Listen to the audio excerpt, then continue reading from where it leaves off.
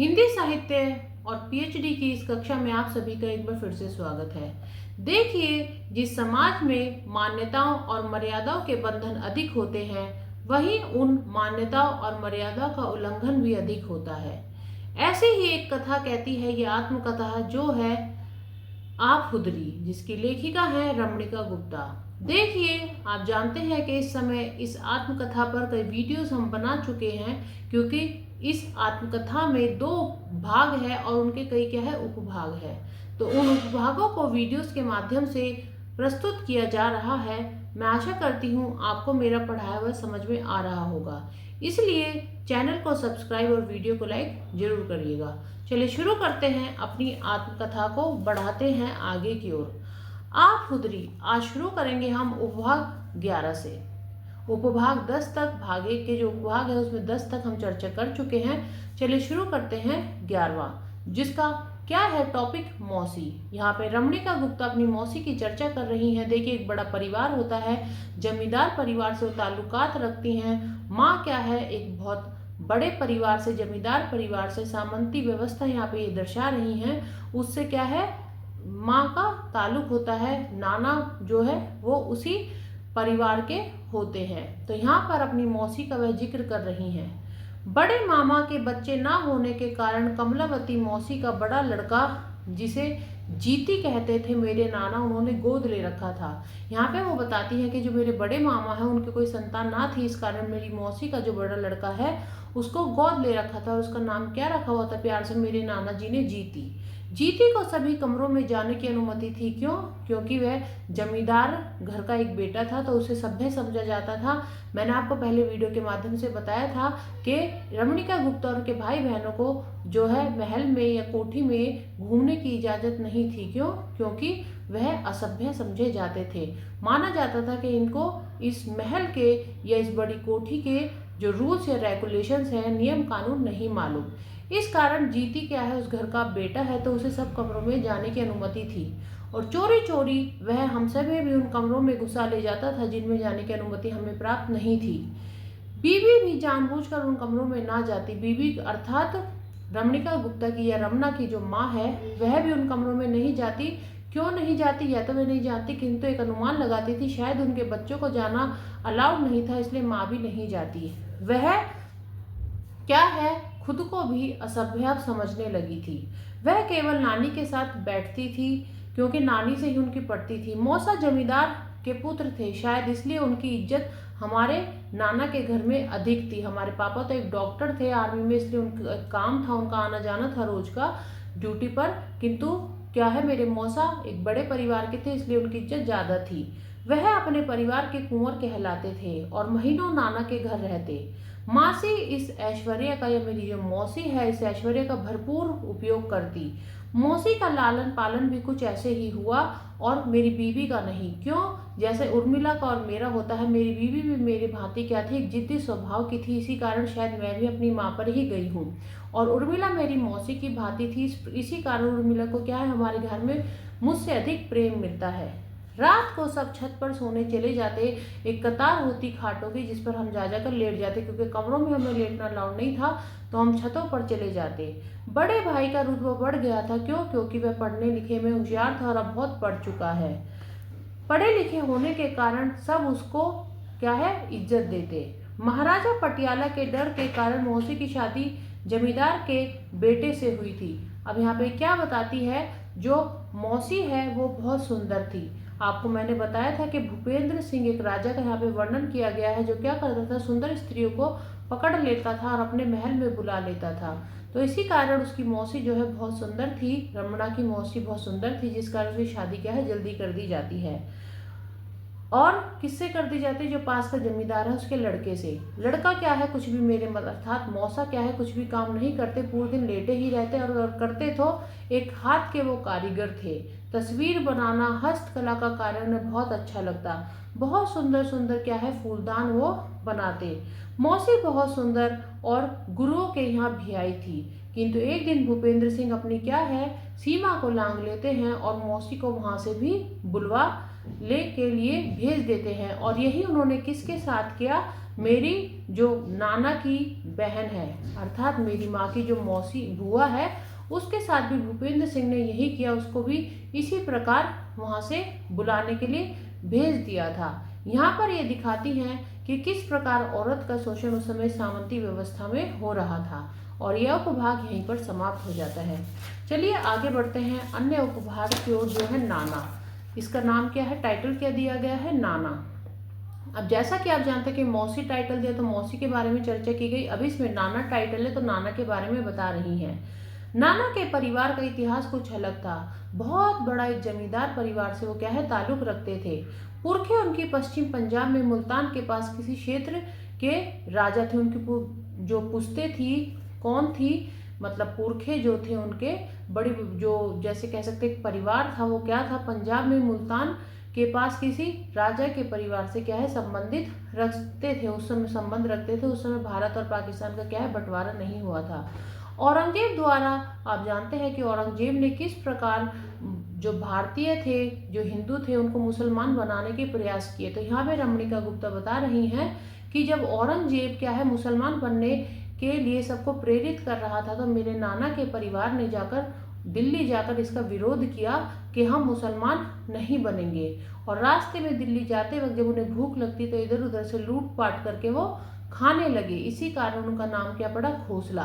तो आप जानते हैं खोसला क्या है, आज एक सरनेम है, जिसमें जैसे आप देखते हैं कि फिल्म भी है खोसला का घोसला, तो खोसला क्या है सरनेम में आता है। किंतु यहाँ पे खोसला नाम क्यों पड़ा, क्योंकि लूट खसोट कर खाने लगे, दिल्ली जा रहे थे औरंगजेब का विरोध करने के लिए, तो यहाँ से उनको एक नाम मिला, सरनेम मिला, क्या मिला, गोत्र क्या मिली, तो खोसला।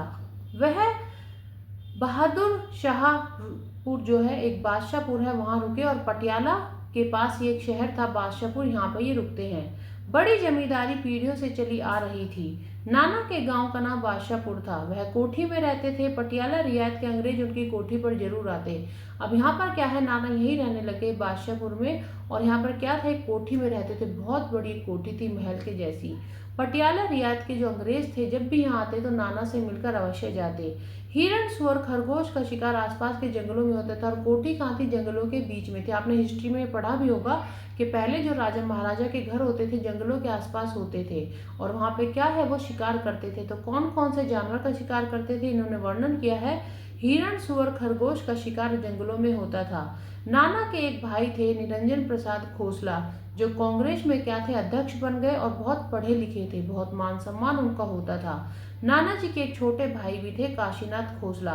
2 बार अंग्रेजी मैम से शादी कर गए। अब यहाँ पे नाना के परिवार के बारे में बताया है कि किस प्रकार नाना ने परिवार ने अंग्रेजों, औरंगजेब का विरोध किया, अंग्रेजों से उनके संबंध थे, और किस प्रकार नाना के जो छोटे भाई थे उन्होंने 2 शादियां की, वो भी विलायत जाकर, क्योंकि उन्होंने पढ़ाई विलायत में की तो शादी भी विलायती मैम से की। इसी प्रकार बड़े भाई है निरंजन प्रसाद खोसला, कांग्रेस के अध्यक्ष थे।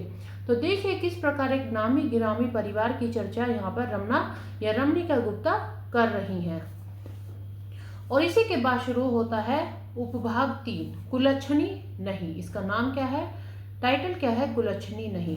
देखिए यहाँ पे क्या है, छोटे मामा क्या है बालकृष्ण को घर में बालो कहते थे। अब यहाँ पे जिक्र कर रही हैं अपने छोटे मामा का। पहले बड़े मामा के बारे में बताती हैं कि उनके कोई बच्चा नहीं था। अब यहाँ पे छोटे मामा का जिक्र कर रही हैं इसमें कि बालकृष्ण था जिनको घर में क्या कहा जाता था, बालो कहा करते थे। शकुंतला मामी के आने के बाद छोटे मामा को निमोनिया हो गया। जैसे ही बड़े मामा की शादी हुई, शादी होकर शकुंतला मामी घर आई तो यहाँ पर क्या हो गया, छोटे मामा को निमोनिया हो गया। नानी के भाई कर्नल अमीर चंद क्या थे, डॉक्टर थे। उन्होंने खूब इलाज किया किंतु छोटे मामा का क्या है इलाज नहीं कर पाए। वो पूरे शहर में इसीलिए मशहूर थे कि वो निमोनिया आदि को, टीबी आदि को जो है क्या है ठीक करते हैं, किंतु वो क्या है मेरे छोटे मामा को नहीं बचा सके, और छोटे मामा की क्या है मृत्यु हो जाती है। बालो मामा की मृत्यु हो गई।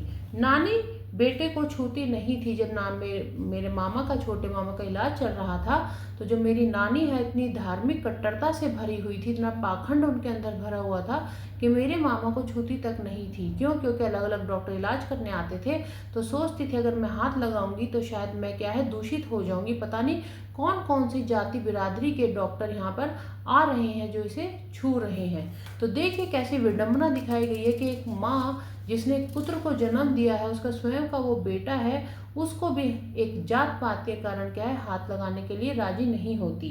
डॉक्टर उसे पता नहीं कौन कौन से जाति के छूते हैं। नानी के नानी ने कुछ उसूल बनाए हुए थे घर के, जिसके कारण ही मामा मेरे छोटे मामा को निमोन हुआ। और वो क्या था कि सुबह सुबह ठंड में भी ठंडे पानी से नहला देती थी, और जिसी कारण मामा को निमोनिया हो गया था। नई मामी ने खूब सेवा की, 7 दिन तक वो जिए। उनकी शादी के बाद 7 दिन तक मेरी मामी ही थी नई वाली जिन्होंने क्या किया, उनकी सेवा की। उनकी जो बलगम होती है उसे फिर मलगम को फेंकना, उनकी जो थूक को फेंकना, उन्हें अपनी गोद में लिटाकर रखना। मामा ने उन्हीं के हाथों में प्राण छोड़े, किंतु वह कहलाई कुलच्छनी जो घर आते ही देवर को खा गई। आप जानते हैं समाज में आज भी ऐसा होता है, अगर किसी नई बहू के आने के बाद कोई भी कैसी भी घटना घटित हो जाती है, अशुभ घटना, तो सारा इल्ज़ाम उस बहू के ऊपर मढ़ दिया जाता है। तो वही यहाँ पर हुआ।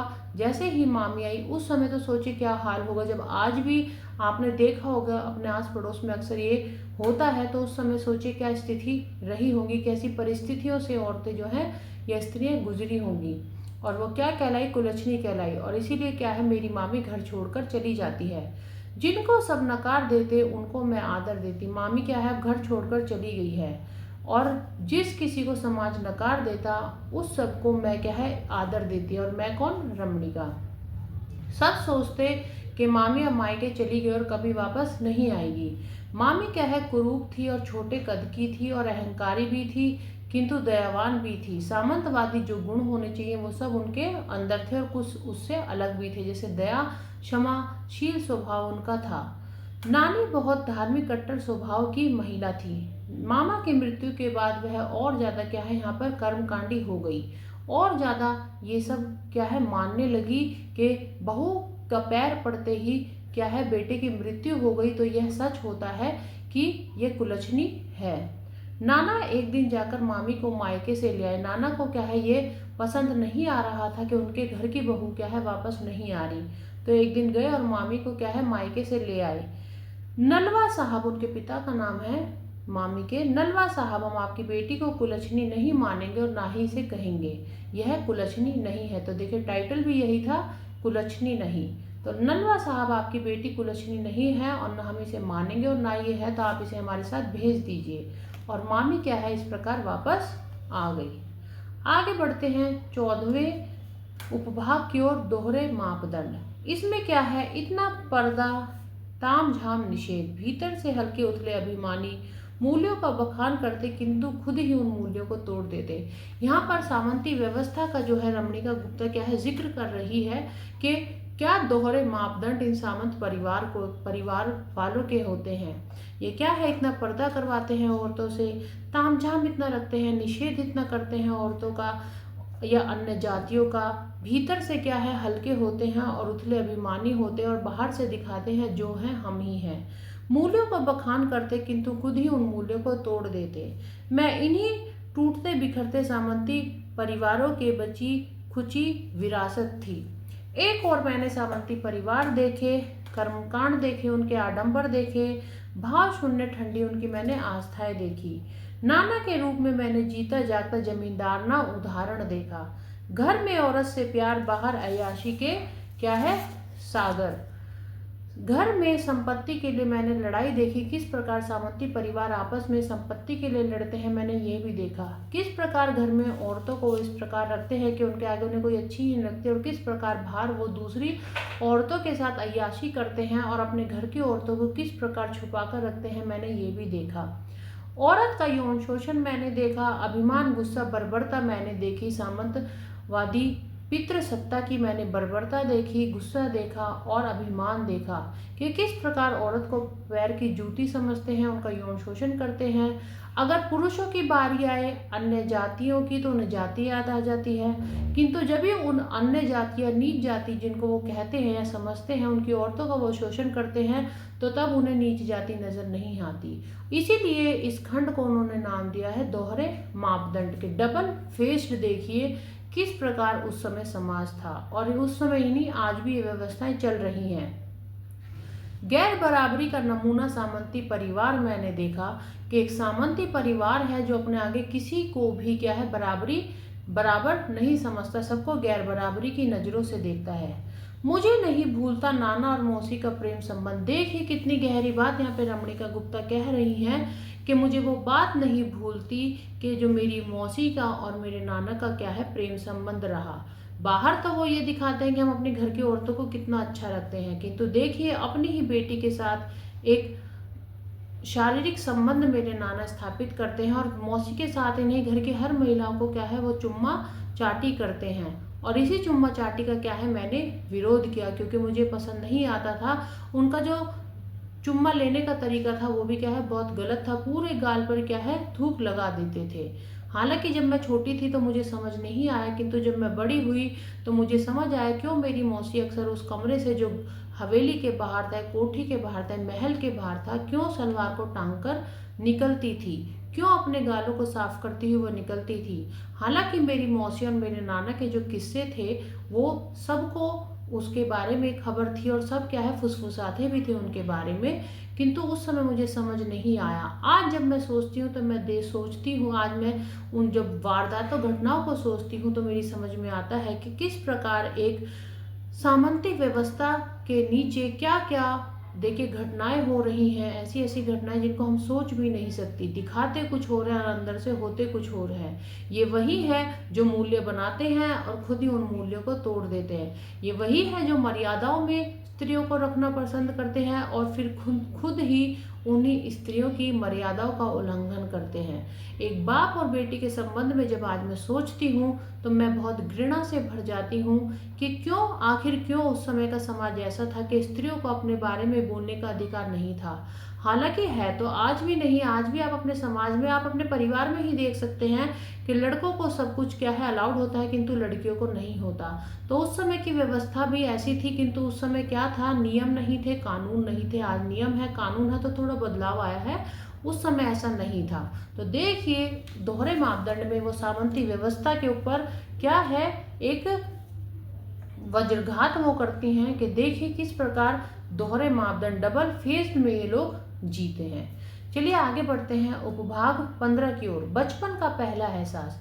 देखिए हर टाइटल कुछ ना कुछ आपको पहले ही ये बता देता है क्या है। जैसे मौसी टाइटल है तो मौसी के बारे में, नाना टाइटल है तो नाना के बारे में, दोहरे मापदंड जो सामंती परिवार के जो दोहरे डबल फेस है उसके बारे में बताना। ऐसे ही हर टाइटल अपने बारे में कुछ ना कुछ कहता है। बचपन का पहला एहसास, बचपन में कुछ रमणिका के साथ ऐसा हुआ होगा जिसके लिए वो क्या कहते हैं कि बचपन का पहला एहसास। गांव से कनक और जीरी आती थी, कनक क्या गेहूं और जीरी क्या चावल। ये बैलगाड़ियों से सीधे मंडी जाती थी। यहाँ पे बता रही हैं कि गांव अर्थात खेतों, गांव है, गांव में खेत है जहाँ से क्या क्या आते थे गेहूं और चावल आते थे। ये बैलगाड़ियों से आते थे और मंडी सीधे चले जाते थे। लेकिन घर के लिए क्या है हमारे नाना जी ने गोदाम बनवा रखे थे और उसमें क्या है चावल और गेहूं भर लेते थे। नाना के ट्रक से अनाज लाया जाता था। नाना ने क्या एक ट्रक भी खरीद ली थी और उससे क्या है अनाज लाया जाता था। सिंचाई पंपिंग सेट लगाकर की जाती थी जो कहाँ से आया था, जापान से आया था। घग्गर नदी के किनारे ये पंप लगा हुआ था। नाना रोज सिंचाई वाले को डांटते और ये सिंचाई वाला कौन ही था, यही ट्रक का ड्राइवर था तो जो नाच ढोता था। मैं सोचती थी कि नाना ऐसा क्यों करते हैं, बेचारे को पता नहीं क्यों डांटते हैं, किंतु वो भी क्या है अब घुल मिल गया था। उसे भी इस गाली गलौज से कोई फर्क नहीं पड़ता था। क्यों? क्योंकि मैं मानता था कि सामंती परिवारों के गुण होते हैं गाली आदि देना। ड्राइवर ही सिंचाई वाला था। उस समय मैंने आपको पहले बताया था कि युद्ध का वातावरण यहाँ पे चल रहा था, जिस कारण क्या है उनके पिताजी को कोयटा बुला लिया गया क्योंकि वो डॉक्टर थे। इस कारण शाम को हम नाना के घर क्या है चले जाते थे। हम किराए के मकान में रह रहे थे, किंतु जब पिताजी युद्ध के लिए जाने लगे तो हम शाम को क्या है अपनी माँ के साथ, बीवी के साथ कहाँ चले जाते, नाना के घर चले जाते थे। नाना के घर उस दिन गेहूं आया और फटकने का काम चल रहा था गेहूं को। यहाँ पे क्या है, गेहूं आता है गोदाम में भरने के लिए, तो गेहूं को क्या है, फटकार लगाई जा रही थी साफ करने के लिए, क्योंकि अगले दिन जो है स्त्रियां इकट्ठी होंगी और वो सब इस गेहूं को मिलकर साफ करेंगी। मैं चारपाई पर लेटी यह सब देख रही थी। दोपहर को सब सो गए। गेहूं को साफ करने का कार्य जारी था। बच्चे आदि सब सो गए, गेहूं को साफ करने का कार्य जारी था और मैं क्या है, उसे ही देख रही थी। एक नौकर मुझे लगातार देख रहा था और जैसे ही मैं उसकी तरफ देखती तो मुझसे नजरें चुरा लेता और वह मेरी कमर को आकर क्या है, अचानक से जैसे ही मैं इधर उधर देखने लगी उसने मेरी कमर को गुदगुदाया। मैं चौंकी और मैंने क्या है, खाट पर दूसरी ओर करवट ले ली। वह मेरे नितंबों को अब यहाँ पे क्या है, छूने लगा। देखिए एक एहसास के बारे में जो किशोर अवस्था में उसके साथ पहली बार होता है, यौन संबंधों को लेकर उसके बारे में यहाँ पे चर्चा कर रही है कि किस प्रकार नौकर ने उसके साथ कुछ ऐसा किया। मेरे नितंबों को वह छूने लगा। उसने बरामदे में मुझे बुलाया और मैं भी उत्सुकता से भरी हुई थी कि मुझे बरामदे में क्यों बुला रहा है। तब तक मुझे इन सब बातों के बारे में मालूम नहीं था और मैं चली गई। वह मुझे ड्राइंग रूम में ले गया जा रहा था और उसने इशारा किया तो मैं भी उसके पीछे पीछे ड्राइंग रूम में चली गई। उस नौकर ने मुझे पकड़कर जमीन पर लेटा लिया और मैं लेट गई। फूलदान से जाकर क्या है, हम दोनों के अचानक पैर टकरा गए। वो मेरे साथ शारीरिक संबंध बना रहा था, तभी क्या है, हमारे पैर कहाँ से फूलदान से जाकर टकरा जाते हैं। नानी अचानक से आती है और कहती है क्या बज रहा है। नौकर वहां से भाग जाता है अपनी धोती को समेटता हुआ और मैं दादी अपनी नानी से कहती हूँ कुछ नहीं नानी, मैं बॉल खेल रही थी, गेंद आकर इस फूलदान में लग गई है। जिस पर मेरी नानी मुझे डांटती है और कहती है बाहर आ, यह गेंद खेलने का स्थान नहीं है, तेरे नाना आएंगे तो बहुत डांटेंगे। मैंने यहाँ पे क्या है, एक सत्य छिपाया और अपराध बोझ से मैं भर गई। ये पहला एहसास था मेरा, किंतु क्या है, मुझे अच्छा नहीं लगा। देखिए रमणिका गुप्ता ने किस प्रकार एक बोल्डनेस के साथ अपनी इन बातों को बताया कि बचपन में एक शारीरिक संबंध नौकर के साथ उनका स्थापित हुआ और उसके बारे में बताने से वह नहीं चूकती। एक सामंती परिवार से क्या है, रिश्ता रखने के बावजूद भी उन्होंने एक नौकर के साथ शारीरिक संबंध स्थापित किया। ये कितनी बड़ी उस समय एक अवहेलना थी अपने परिवार के, एक विरोध या एक विद्रोह करने का माध्यम था और उन्होंने वो भी किया। तो देखिए इस आत्मकथा के द्वारा वो स्त्रियों की उन हर मर्यादाओं की चर्चा कर रही है जिसको उन्होंने तोड़ा। उस समय जब स्त्रियों को पढ़ने के लिए भी नहीं जाने दिया जाता था, वो देखिए एक नौकर के साथ संबंध स्थापित कर रही है। जब उनको पर्दे से ही नहीं निकलने दिया जाता था, उस समय वो देखिए किस प्रकार अपनी बातों का जिक्र हमसे कर रही है। तो यहाँ पर अन्य 5 उपभाग हमने आज पूरे कर लिए हैं। मैं आशा करती हूँ आपको ये सब समझ में आ रहा होगा। अगली वीडियो के माध्यम से अन्य उपभागों पर चर्चा करेंगे। आज के लिए इतना ही। धन्यवाद।